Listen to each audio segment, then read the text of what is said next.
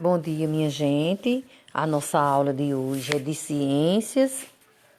Então, ciências e história. Então, tia vai explicar aqui o conteúdo de ciências, que é no livro de ciências, nas páginas 62, 63 e 64. Então, na página 62, nós vamos estudar o conteúdo de ciências, que é o ambiente e a saúde da população. Então, no Brasil, existem muitos rios e riachos. Eles estão por toda parte, inclusive nas grandes cidades. Mas, muitas vezes, eles se tornam praticamente invisíveis no meio de tantas edificações. Quando uma cidade cresce, é muito comum que os rios e riachos sejam canalizados, ou seja, conduzidos para dentro de grandes canais de tubos que possa ficar por cima ou por baixo do solo. Veja aí os exemplos.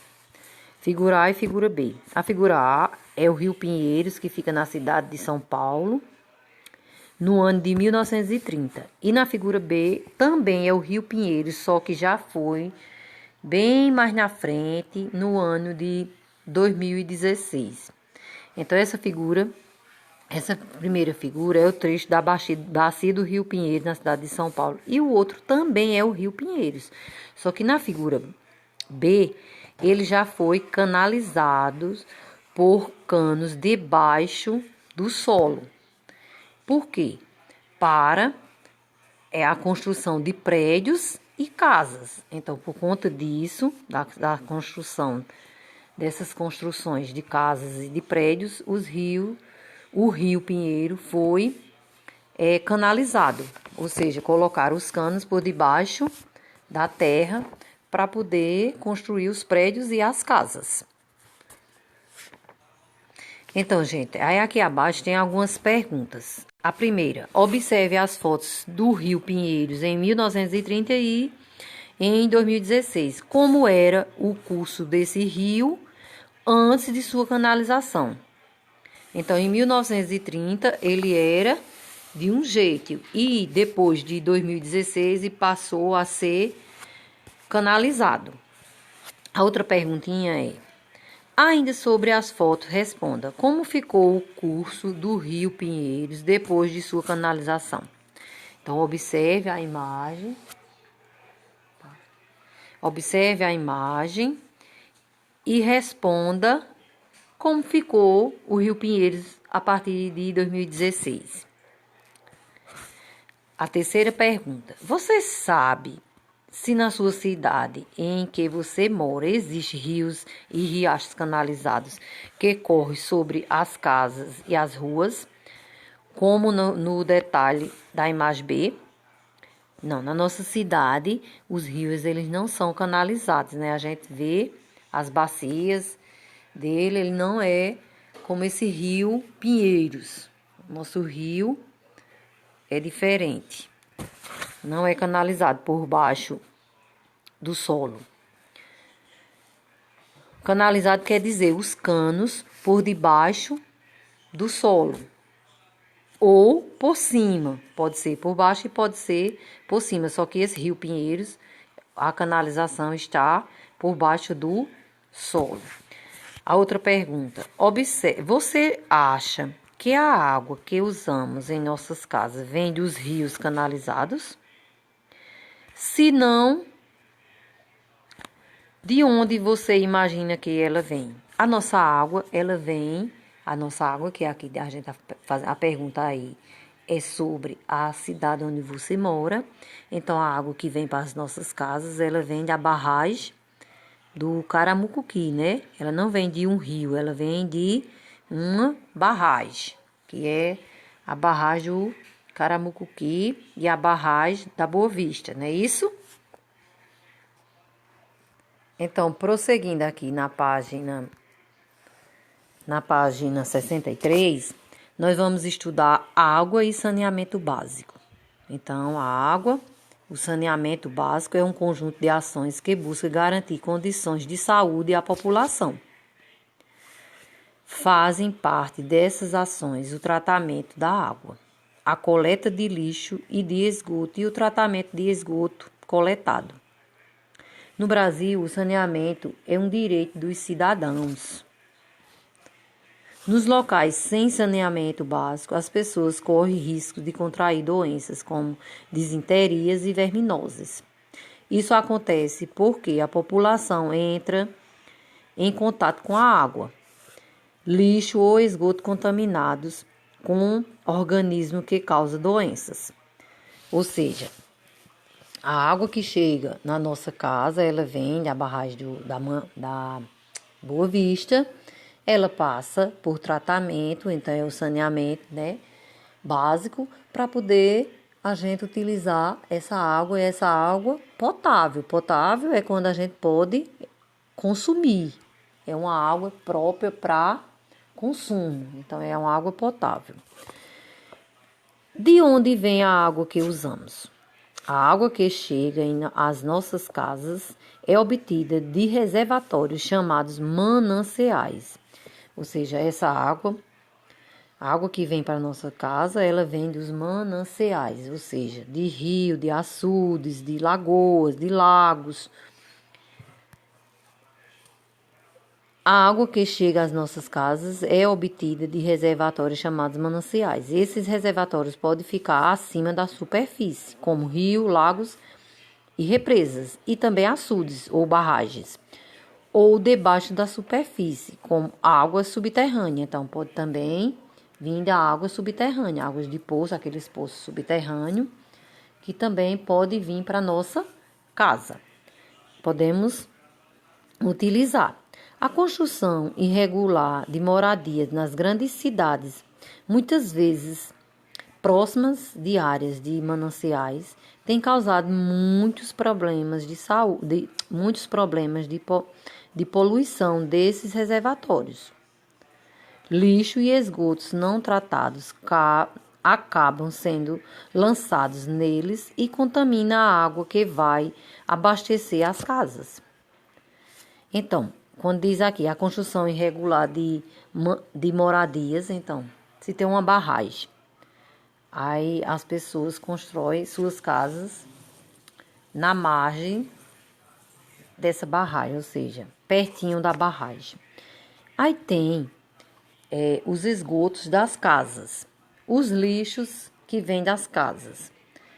Então, se não tiver o saneamento básico, que é a coleta de lixo, a água potável, saneamento básico quer dizer, é um conjunto de ação que busca garantir a saúde das pessoas, a saúde da população.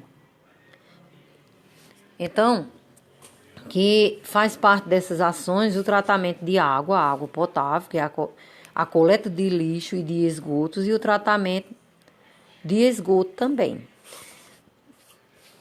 A construção irregular de moradias nas grandes cidades, muitas vezes próximas às áreas de mananciais, tem causado muitos problemas de poluição para esses reservatórios.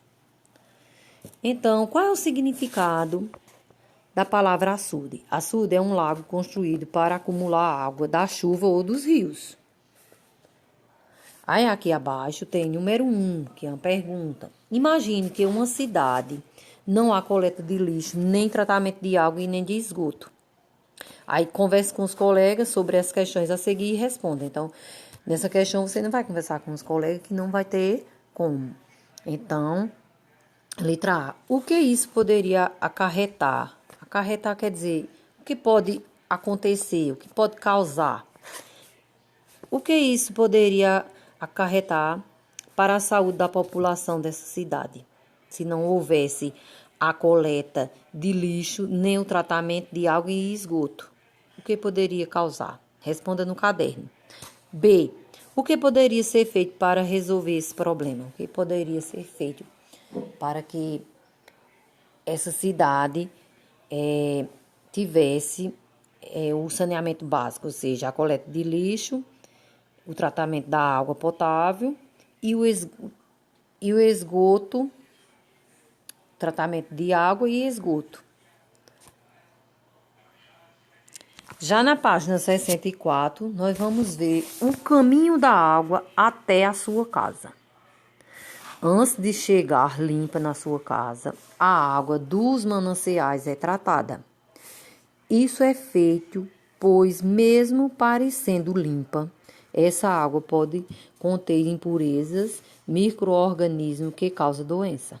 Por isso, ela passa pelas estações de tratamento de água, onde se torna potável. Isto é, próprio para consumo.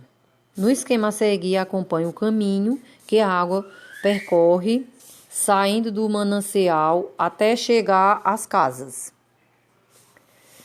Então, vai citar um exemplo. A água que vem lá do manancial, ou seja, da barragem, ela vem através de tubulações, de canos, vem para a Compesa, ela chega na Compesa, ela passa pela estação de tratamento para essa água se tornar potável. Potável quer dizer, ela se torna pronta para o consumo humano, para o consumo de pessoas, né? Em nossa cidade. Aqui abaixo tem um esquema. Aí, número 1, vamos ler.